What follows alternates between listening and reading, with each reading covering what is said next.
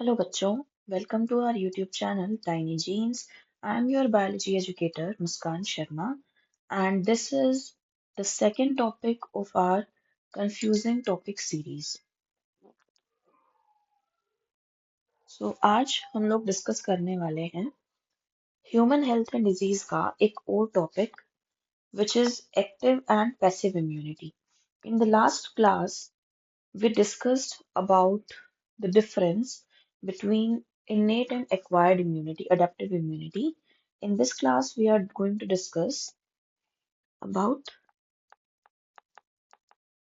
active and passive immunity.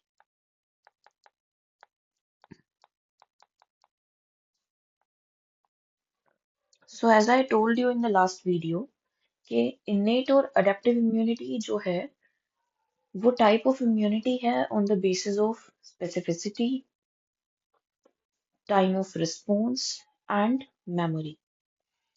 उसी तरीके से जो एक्टिव और पैसिव इम्यूनिटी है ये भी टाइप ऑफ इम्यूनिटी है but it's on the basis of antibody production.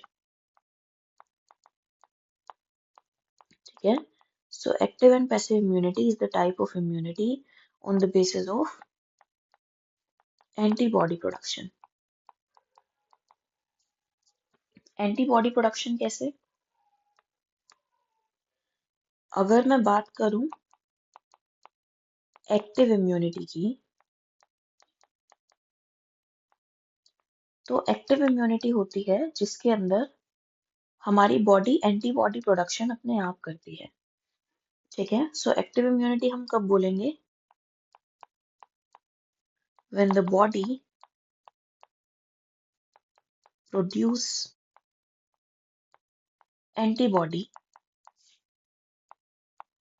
itself. ठीक है. तो जब बॉडी एंटीबॉडीज अपने आप बनाती है तो उसको हम एक्टिव इम्यूनिटी बोलते हैं. और अगर हम रेडीमेड एंटीबॉडीज बनी हुई एंटीबॉडीज बाहर से इंट्रोड्यूस करते हैं बॉडी के अंदर तो उसको हम पैसिव इम्यूनिटी बोलते हैं. ठीक है. जो कि हमें पैसिवली मिल रही है. ठीक है. जो कि हमें कैसे मिल रही है? पैसिवली मिल रही है. तो इसमें क्या हो रहा है? इसमें क्या होगा? Readymade antibodies are introduced in the body. तो ये मेन चीज है जो कि याद रखनी है आपको. ठीक है. मैंने क्या बताया? That active immunity is the immunity जिसमें हमारी बॉडी एंटीबॉडी अपने आप बनाती है. And passive immunity is the immunity जिसमें बनी बनाई एंटीबॉडी हम बाहर से डालते हैं. अब इसको याद रखने का मैं एक तरीका बताती हूँ. हमने एक्टिव एंड पैसिव ट्रांसपोर्ट के बारे में सुना है. पैसिव ट्रांसपोर्ट वो होता है जिसमें एनर्जी यूज नहीं होती है. ठीक है. एनर्जी की जरूरत नहीं पड़ती है, बिना एनर्जी के ट्रांसपोर्ट होता है जैसे कि डिफ्यूजन. ठीक है. लेकिन एक्टिव ट्रांसपोर्ट वो ट्रांसपोर्ट होता है जिसमें अगेंस्ट द कंसंट्रेशन ग्रेडियंट यानी कि lower concentration to higher concentration transport होता है तो वहां पे एनर्जी यूज होती है. सेम उसी तरीके से अगर बॉडी कोई चीज अपने आप से बनाएगी तो उसके लिए बॉडी को एनर्जी देनी पड़ेगी यानी कि वो एक एक्टिव प्रोसेस है. तो इसीलिए हम उस इम्यूनिटी को एक्टिव इम्यूनिटी बोलते हैं जब बॉडी एंटीबॉडीज को अपने आप बनाती है. लेकिन वहीं अगर बाहर से बनी हुई एंटीबॉडीज बॉडी के अंदर डाल रहे हैं तो पहली चीज एंटीबॉडी बॉडी ने खुद नहीं बनाई. खुद नहीं बनाई तो उसके लिए एनर्जी नहीं लगी है. और अगर एनर्जी नहीं लगी है तो वो type of immunity is the passive immunity. अब एक्टिव और पैसिव इम्यूनिटी दोनों बॉडी को दो तरीके से मिलती है. नेचुरली भी और आर्टिफिशियली भी. यानी कि एक्टिव इम्यूनिटी और पैसिव इम्यूनिटी दोनों ही बॉडी को नेचुरली और आर्टिफिशियली दोनों तरीके से मिल सकती है. सो सबसे पहले हम लोग बात करते हैं एक्टिव इम्यूनिटी की कि एक्टिव इम्यूनिटी बॉडी को नेचुरली कैसे मिलती है जिसको हम नेचुरल एक्टिव इम्यूनिटी भी बोल सकते हैं. सो नेचुरली बॉडी को एक्टिव इम्यूनिटी कब मिलेगी? नेचुरली एंटीबॉडी प्रोडक्शन कब होता है? जब बॉडी में कोई पैथोजन एंटर करता है. ठीक है. जब बॉडी में कोई पैथोजन एंटर करता है तो उसकी वजह से बॉडी अपने आप एंटीबॉडीज बनाती है. यानी कि नेचुरली एक्टिव इम्यूनिटी कब मिलेगी? जब एक पैथोजन बॉडी में एंटर कर रहा है.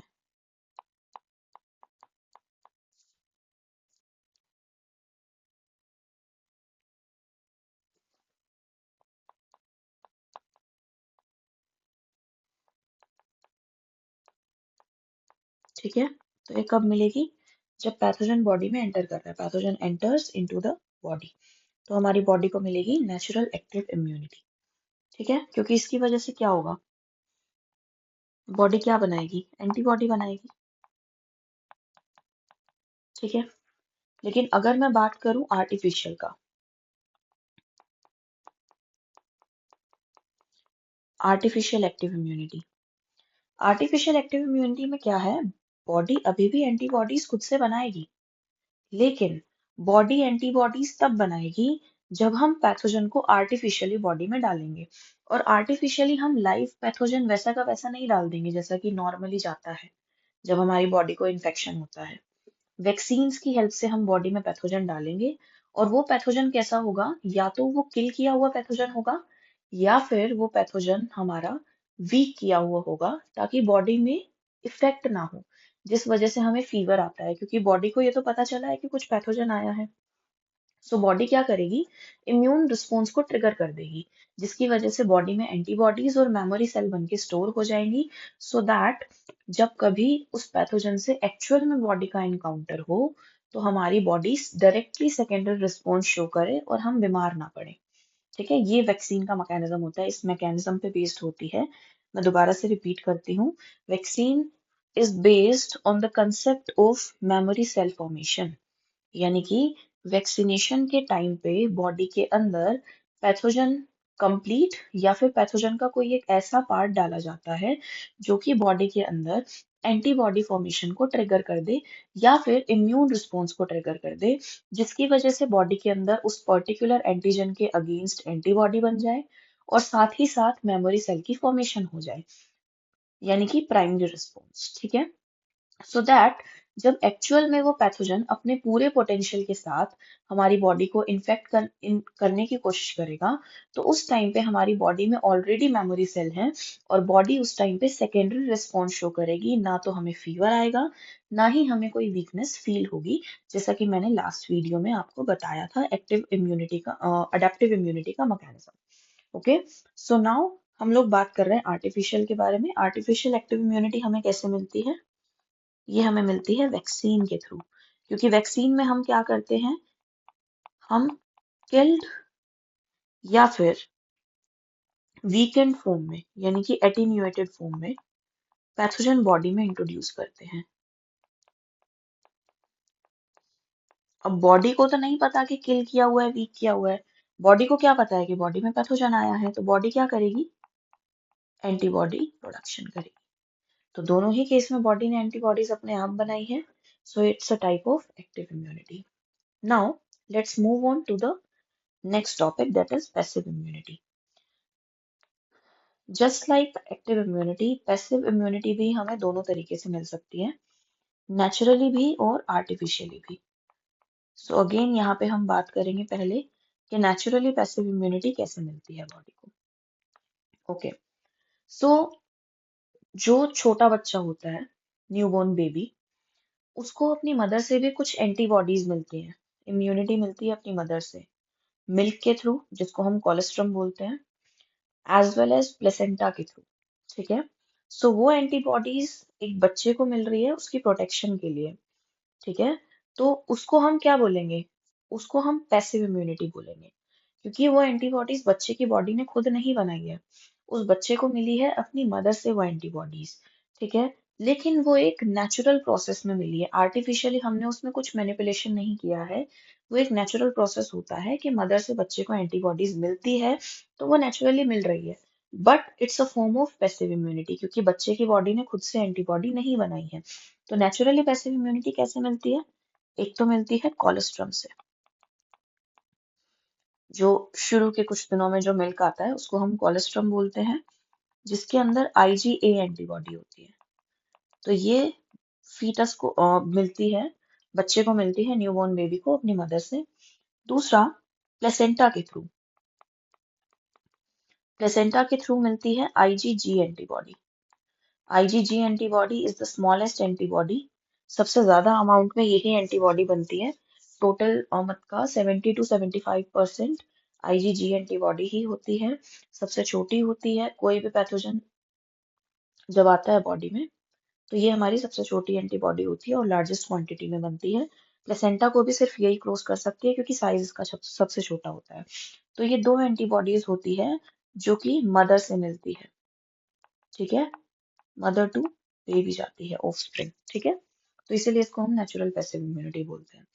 अब हम बात करते हैं आर्टिफिशियल पैसिव इम्यूनिटी की।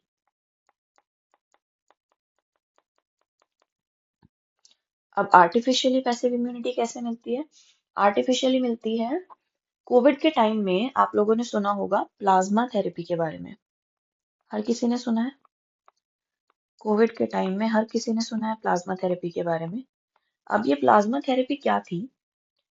रिसेंटली रिकवर्ड पेशेंट्स के प्लाज्मा को निकाल के डाला जा रहा था ऐसे पेशेंट्स में जो कि अभी इन्फेक्टेड हैं, जिनकी बॉडी एंटीबॉडी फॉर्मेशन नहीं कर पा रही है और रिकवर नहीं हो पा रही है, ठीक है। तो जिन पेशेंट्स की बॉडी रिकवर नहीं हो पा रही थी, एंटीबॉडी की फॉर्मेशन नहीं कर पा रही थी, उनकी बॉडी में क्या कर रहे थे, हम प्लाज्मा डाल रहे थे। किसका प्लाज्मा? रिसेंटली रिकवर्ड पेशेंट्स का। क्योंकि जो पेशेंट रिकवर हुआ है, इट्स ऑब्वियस कि उसकी बॉडी ने उस पर्टिकुलर वायरस के अगेंस्ट एंटीबॉडी बनाई है, तभी वो पर्सन रिकवर हुआ है। तो इसीलिए हम उनका प्लाज्मा लेके डाल रहे थे ऐसे पर्सन में जिसकी बॉडी उसके अगेंस्ट एंटीबॉडी नहीं बना पा रही है, ठीक है। तो प्लाज्मा थेरेपी में सेम हम बनी हुई दूसरे की बॉडी में बनी है ना, तो दूसरे की बॉडी से अगर किसी और की बॉडी में डालेंगे तो वो पैसिवली ही मिल रही है क्योंकि हमारी बॉडी ने खुद नहीं बनाई है वो, ठीक है, हमारी बॉडी की एनर्जी नहीं लगी है। सो इसीलिए plasma therapy is artificial form of passive immunity. और इसी तरीके से एंटीवेनम,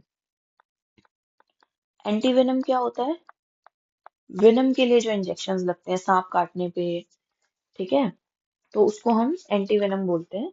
तो ये भी आर्टिफिशियल पैसिव इम्यूनिटी होती है, इसमें भी हम रेडीमेड एंटीबॉडीज बॉडी के अंदर डालते हैं। So these are the differences between active and passive immunity. I hope you liked the video. If you have any query regarding this topic or any other topic, you can drop your queries in the comment section below. And if you want me to teach any other topic of your choice, you can also comment in the comment section. Please like and share this video and subscribe my YouTube channel. Thank you so much.